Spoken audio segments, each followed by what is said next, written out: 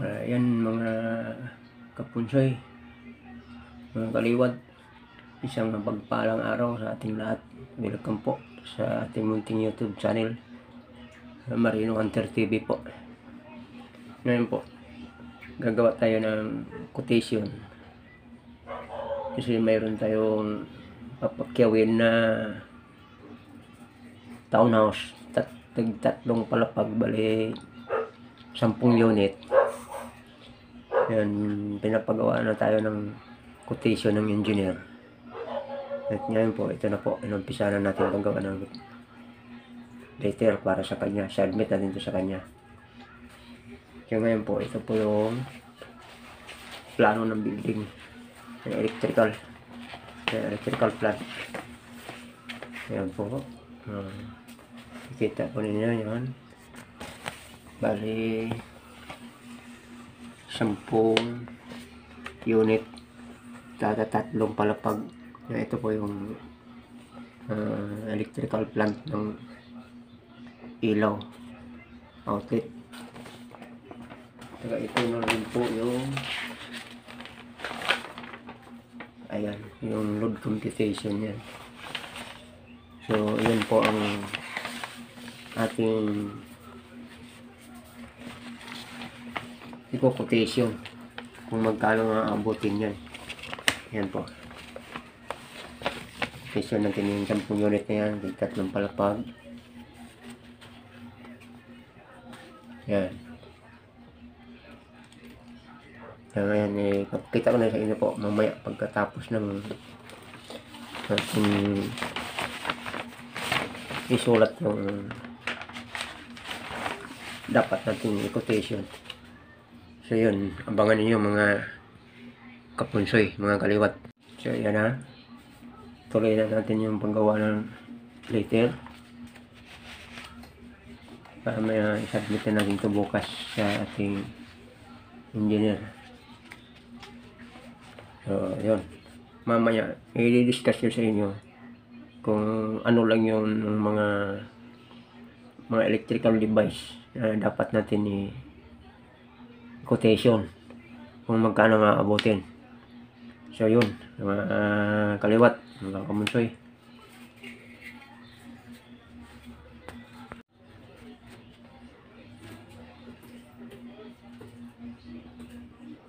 In accordance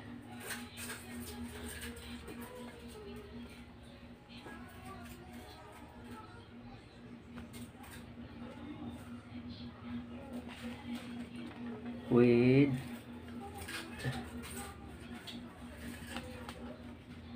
your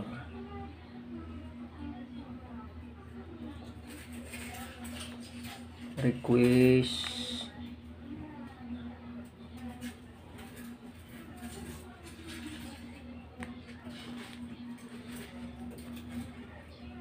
for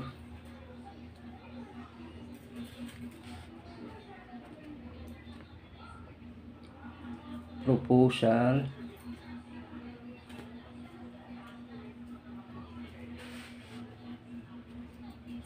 for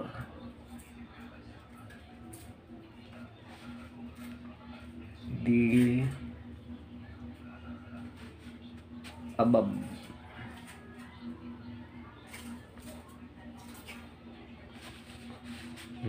Niko na yung sulat ko.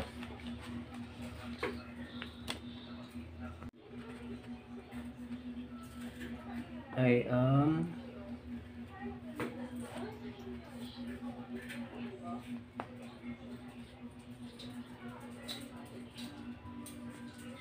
pleased to submit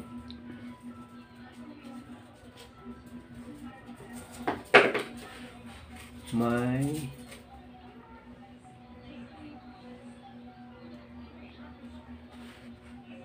proposal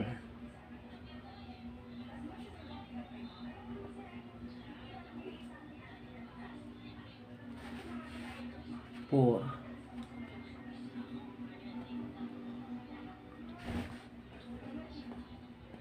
your evaluation.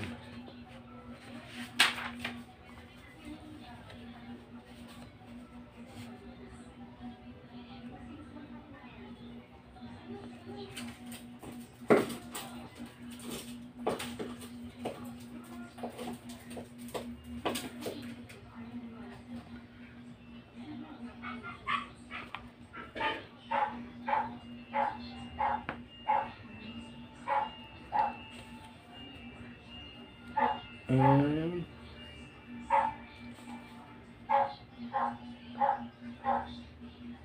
approval.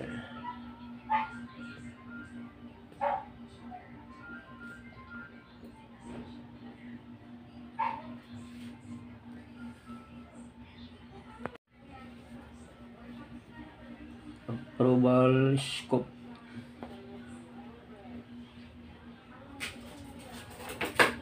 Of work.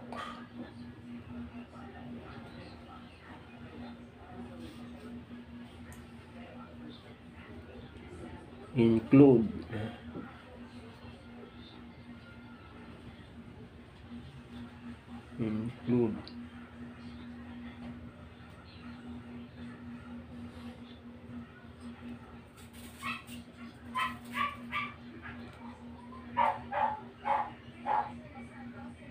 supply. Ito sulat ko. Papunsoy mga kaliwat. Supply of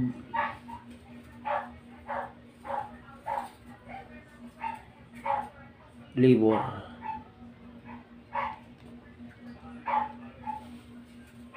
And supervision.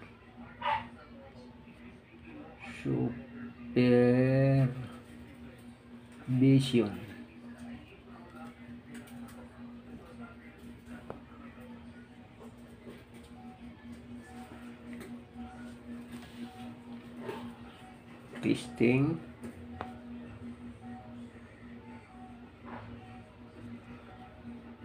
And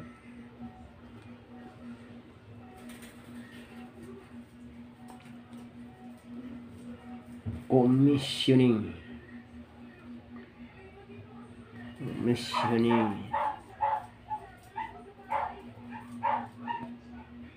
Tama, commissioning.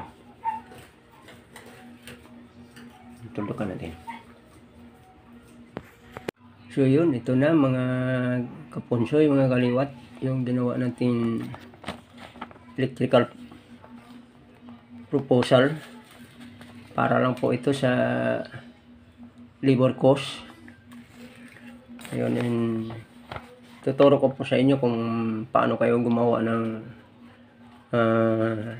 proposal para po sa labor cost na natin, kung labor lang po kukunin ninyo.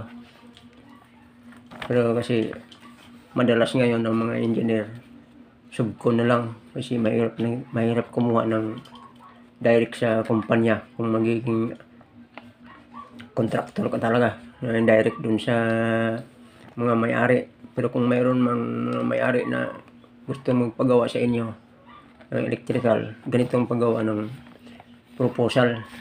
Tingnan nyo may mga kapunsoy, mga kaliwat. Una sa gawing itaas, date, to, pangalan ng concern. Tapos kung sinubko ninyo sa engineer ninyo, lagay ninyo dun sa baba, building contractor, from, kayo, dahil akong gumawa nito, ang inyong lingkod po, Marino Hunter TV, electrical contractor. Ayan, subject, electrical labor cost proposal for 10 unit townhouse, 3 stories. Ito tayo.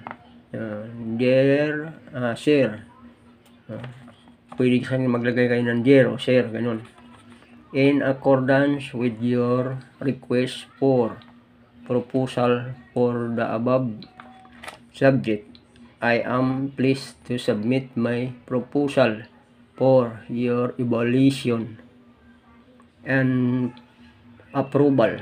Scope of works include supply of labor and supervision, testing, and commissioning. This proposal describe the detail of scope of service, output, fees, payment, schedule, and other condition for your review. Dito tayo sa scope of works, kung ano yung nakalagay sa plano, mga kapunsoy, mga kaliwat. Isulat niyo dito sa scope na bago ninyo na submit doon sa concern. Yun, malagay na niyo dito na scope kung ano na yung dapat yung gawin sa electrical. Scope of work. Nakalagay dito ang gagawin na natin. Ayon ito sa plano ng electrical. Kung ano yung nakalagay sa plano ng electrical, yun lang din yung i-quotation ninyo. Compute ninyo kung magkano aabutin sa labor cost. Scope of work, provide all electrical plans including lighting, layout, power layout, and load schedule and computation. Ito na yung mga dapat ninyong gagawin. Piping and layout all electrical conduit, installation the FF device. Nagalagay dito MDP. Ibig sabihin ng MDP, main distribution panel, sub panel board. Ito na po, ito yung mga dapat lang ninyong isaksak nito, mga outlet. Ito yung special power outlet na SPO. SPO, special power outlet. Ito lang yung dapat ninyong isaksak ng mga appliances. ECU, air condition unit, heater, ref, washing machine. Ayun lang po ang pwede natin isaksak doon sa mga special na outlet, kasi kung gamit kayo ng mga flat na plug na hindi naman angkop sa kanya kasi bilog yung butas ng outlet na yon. Ito mga yun, dito kayo sa mga bilog na plug-in yun sa special power outlet, yan ang gagamitin nyo. Pag dito naman kayo sa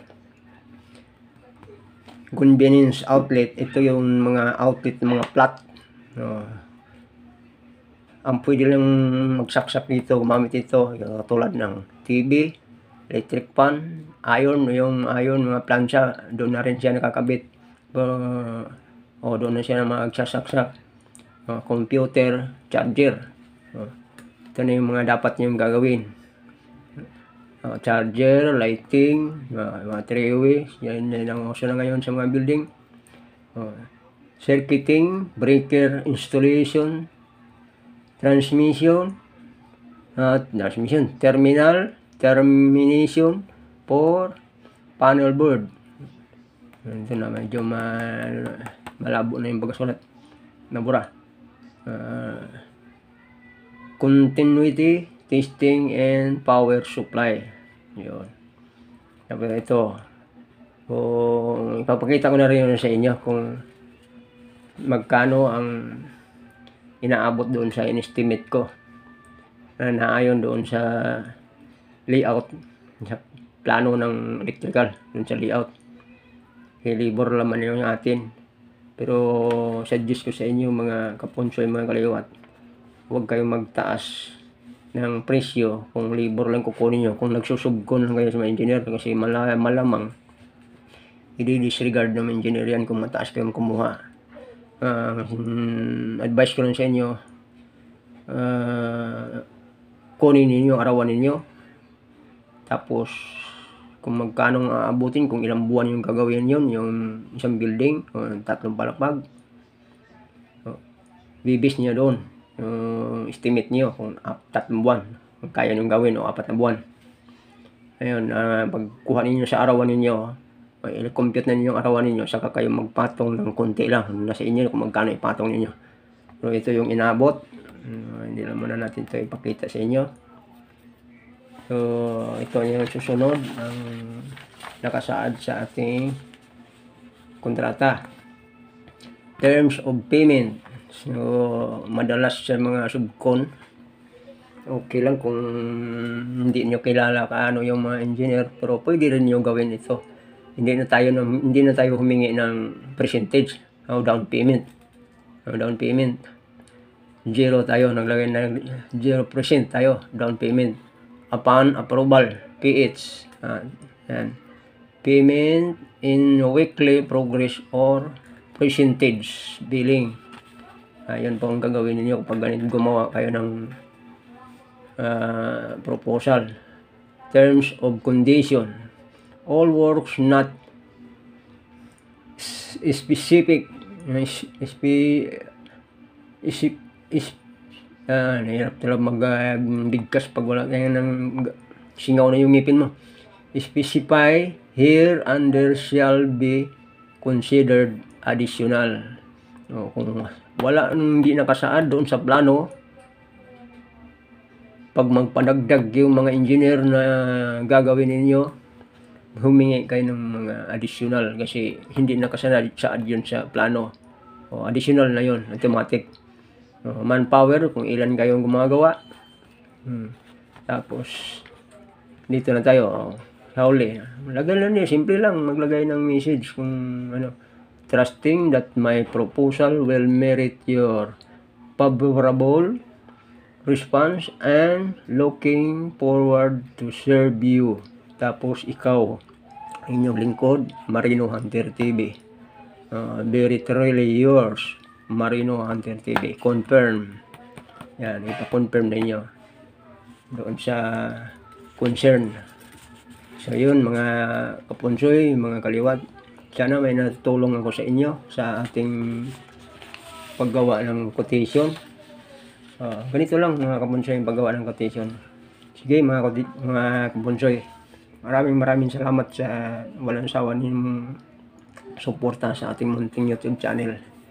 So kita-kita tayo sa next upload natin video. Huwag magkalimot, mag-like. Siyempre, pakishare na rin at subscribe mga kapunsoy, mga kaliwat. Okay, bye.